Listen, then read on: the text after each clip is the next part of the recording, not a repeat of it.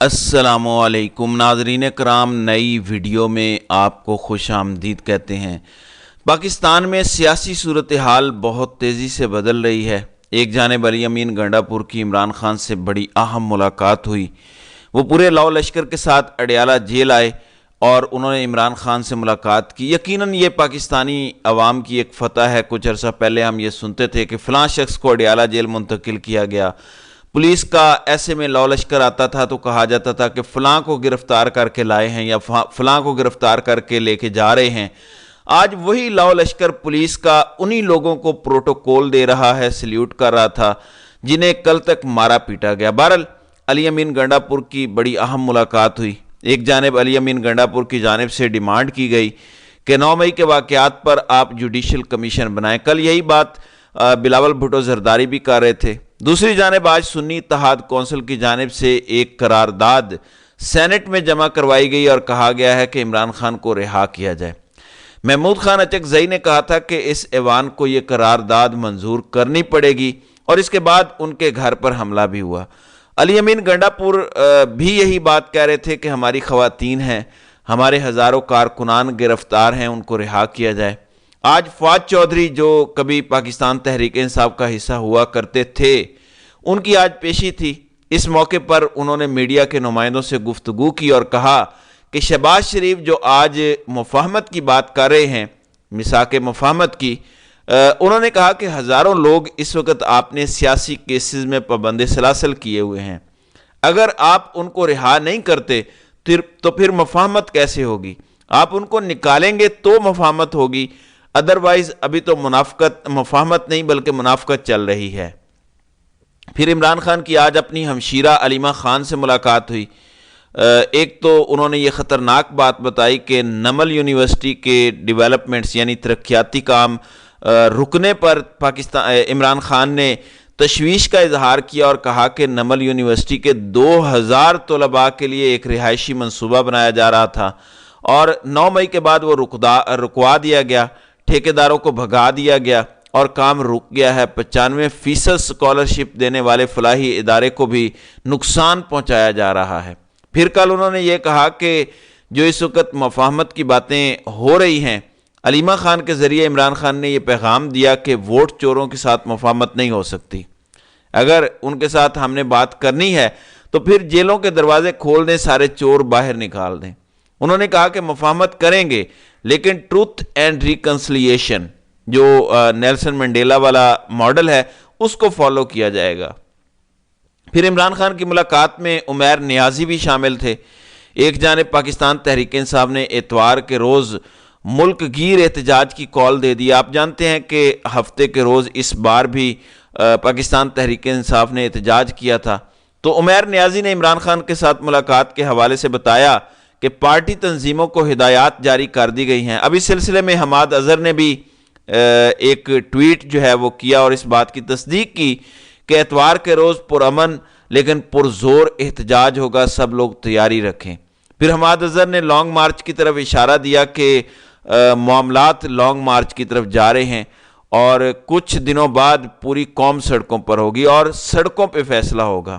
اب اس کا مطلب یہ ہے کہ شہباز شریف تیاری پکڑیں اور یہی بات تجزیہ کار اور ماہرین بھی بتا رہے ہیں کہ ملک ایک بڑی تحریک کی جانب بڑھ رہا ہے۔ کل جو بے ایمانی کی گئی، کل جو ناانصافی کی گئی تحریک انصاف کے ساتھ خیبر پختونخوا میں، پنجاب میں، سندھ اسمبلی میں، نیشنل اسمبلی میں مخصوص نشستوں والی، دیکھیں ان کا اپنا فیصلہ تھا بلوچستان عوامی پارٹی کو مخصوص نشستیں دینے والا۔ انہوں نے ان کو سیٹیں دی تھیں، حالانکہ انہوں نے کوئی سیٹ جیتی نہیں تھی، الیکشن بھی نہیں لڑا تھا، لیکن تحریک انصاف کو آپ سیٹیں نہیں دے سکتے۔ اب اس کی ایک وجہ ہے، وہ میں آپ کو بتا دیتا ہوں۔ ایک پلان تو یہ ہے کہ ان مینڈیٹ چوروں کو 2/3 اکثریت دلانی ہے۔ دوسرا پلان یہ ہے کہ کل الیکشن کمیشن نے مخصوص سیٹوں کا ڈاکہ ڈالا پاکستان تحریک انصاف کی، اور آج ہی یہ بتایا ہے الیکشن کمیشن نے کہ وہ 48 سینٹ کی نشستوں پر 3 اپریل کو الیکشن کروائے گا، اور اس حوالے سے 3 اپریل کو قومی اور 4 صوبائی اسمبلیوں میں پولنگ ہوگی۔ 3 اپریل کو سندھ اور پنجاب سے 12 جبکہ اسلام آباد سے 2 اور خیبر پختونخوا اور بلوچستان سے 11 نئے سینیٹر منتخب ہوں گے اور 52 سینیٹرز 11 مارچ کو اپنی مدت پوری کر کے ریٹائر ہو جائیں گے۔ اب اس کا مطلب کیا ہے؟ اس کا مطلب یہ ہے کل جو مخصوص نشستوں والا ڈاکہ ڈالا گیا ہے، آپ دیکھیں اگر آپ 26 نشستیں خیبر پختونخوا کے اندر تحریک انصاف کی چھین رہے ہیں، یعنی 67 سیٹیں جیتنے والی ایک پارٹی کو 10 مخصوص نشستیں ملیں گی، تو اس کا مطلب کیا ہے؟ اس کا مطلب یہ ہے کہ 26 نشستیں چھین کر آپ خیبر پختونخوا سے پاکستان تحریک انصاف کے سینیٹرز کم کر رہے ہیں، ان کی سینٹ کی سیٹیں کم کر رہے ہیں۔ اسی طرح پنجاب کے اندر ان کی سیٹیں چھین کے آپ ان کے سینیٹرز کم کر رہے ہیں۔ تو آپ اس فیصلے کو کل کو یوں سمجھیے کہ الیکشن کمیشن اور قاضی نے جو 2/3 میجورٹی کے لیے سیٹوں کا تحفہ ان فراڈیوں کو دیا ہے، اس کے ساتھ ان کو مزید تحریک انصاف کی سینٹ کی سیٹیں کم کر کے چھین کے ان چوروں کو دینے کا پلان ہے۔ تو یہ ایک بڑی لمبی چوڑی پلاننگ ہے۔ اس کا مطلب واضح ہے کہ یہ سینٹ میں بھی پاکستان تحریک انصاف کو کمزور کرنا چاہتے ہیں، اور وجہ کیا ہے؟ 3 بڑوں کی ایکسٹینشن۔ ان 3 بڑوں نے اپنی ذاتی نوکری کی خاطر پورا ملک داؤ پر لگا دیا ہے۔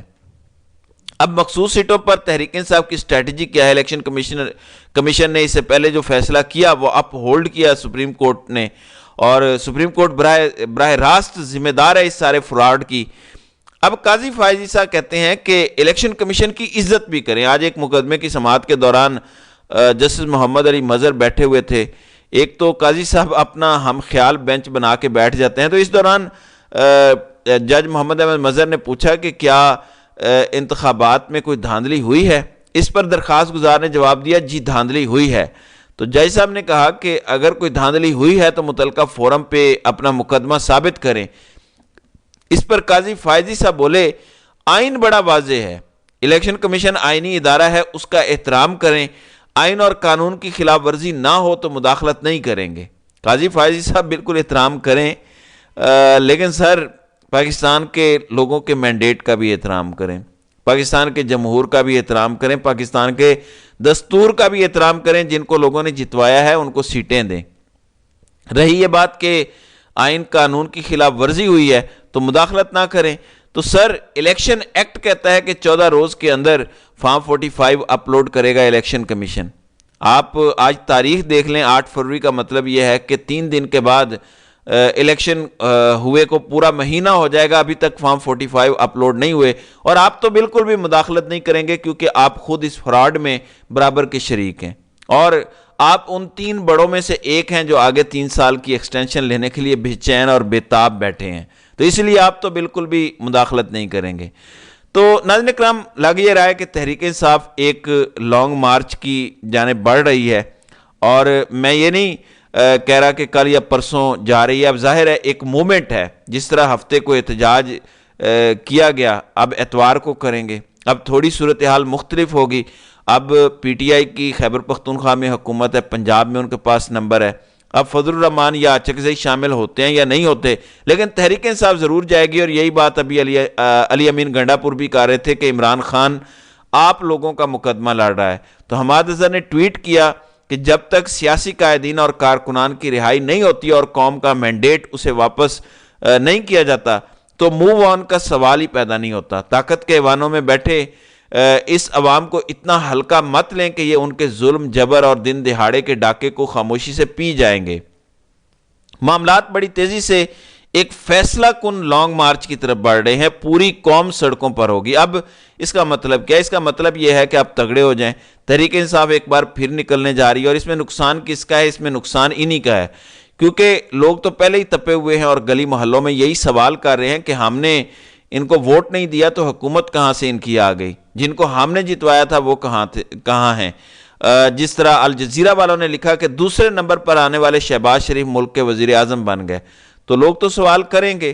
اب تحریک انصاف کہہ رہی ہے کہ عمران خان نے ہدایت کی ہے کہ مخصوص نشستوں کے حوالے سے ایک پٹیشن تیار کریں، علی ظفر اور حامد خان یہ پٹیشن تیار کر رہے ہیں، لیکن کیا قاضی جو یہ فرما رہے تھے کہ آپ الیکشن کمیشن ایک آئینی ادارہ ہے اس کا احترام کریں، تو کیا وہ کچھ کریں گے؟ آج اس پر بہترین تبصرہ تیمور سلیم جھگڑا جو خیبر پختونخوا سے تحریک انصاف کے رکن منتخب ہوئے انہوں نے کیا۔ انہوں نے کہا کہ جس طریقے سے یہ الیکشن ہوا، اس وقت صرف آروز نہیں بہت سارے لوگوں پر الزام ہے کہ انہوں نے پیسے لیے، الیکشن بیچا، اربوں روپے کمائے۔ اسمبلی کے فلور پر باتیں ہوئی ہیں، تسلیم تیمور جھگڑا نے کہا کہ اگر یہی سلسلہ چلنا ہے اور اس طرح سے آپ نے کرنا ہے تو آئندہ انتخابات کے اندر کوئی امیدوار بھی انتخابی مہم نہیں چلائے گا. اس نے جو پیسہ وہاں خرچ کرنا ہے اس کا سمپل طریقہ ہے کہ آر اوز کو پیسے دیں اور اپنی مرضی کا نتیجہ لے لیں. اور قاضی صاحب نے انہی آر اوز کو کلین چٹ دی تھی. پھر کچھ دیگر ڈیولپمنٹس بھی ہوئی ہیں. ایک تو توہین عدالت کیس جس میں جسٹس بابر ستار نے ڈی سی اور ایس ایس پی کو 6 ماہ سزا سنائی. اس میں جو ہے وہ جسٹس طارق محمود جہانگیری نے اس کیس میں معذرت کر لی ہے بیٹھنے سے, تو اب وہ دوبارہ جو ہے وہ اس کے اوپر بنے گا. تو اب دیکھتے ہیں کہ کیا ہوتا ہے. اب ایک بڑی امپورٹنٹ اور بھی ڈیولپمنٹ ہوئی ہے کہ آج ایک ملاقات ہوئی ہے. یاد رکھیے گا سعودی عرب اور باقی کچھ ممالک کے جب سفراء پاکستان میں ایکٹیو ہوتے ہیں تو اس کا کچھ مطلب ہوتا ہے. ظاہر ہے وہ پاکستان میں ایک سٹیک رکھتے ہیں. تو اب سے تھوڑی دیر پہلے سعودی عرب کے سفیر کی ڈاکٹر عارف علوی سے ملاقات ہوئی ہے, تو اور اس کی تصویر بھی ایوان صدر سے جاری ہوئی ہے جس میں بتایا گیا کہ سعودی عرب کے سفیر نواف بن سعید مالکی نے ایوان صدر میں عارف علوی سے ملاقات کی ہے. تو آپ کو پتہ ہے کہ آج سے چوتھے روز بعد ملک میں نیا صدارتی الیکشن ہونے جا رہا ہے اور آصف زرداری اس کے لیے ملاقاتیں بھی کر رہے ہیں. تو ایسے میں یہ ملاقات امپورٹنٹ ہے, کیا میسج وہ لے کر آئیں, کیونکہ محمد مالک اس سے پہلے دعویٰ کر چکے ہیں کہ ایک عرب شہزادے سے رابطہ کیا گیا عمران خان کو سمجھانے کے لیے, لیکن اس نے معذرت کر لی تھی. تو یہ ایک بڑی امپورٹنٹ ملاقات ہے جو اسلام آباد میں ہوئی ہے. اس کے نتائج یا تفصیلات ہمیں آئندہ آنے والے چند دنوں میں معلوم ہو جائیں گے. تو ناظرین کرام, آپ کی اس ویڈیو کے حوالے سے کیا رائے ہے؟ آپ اپنی رائے کا اظہار کامنٹ سیکشن میں ضرور کیجیے گا.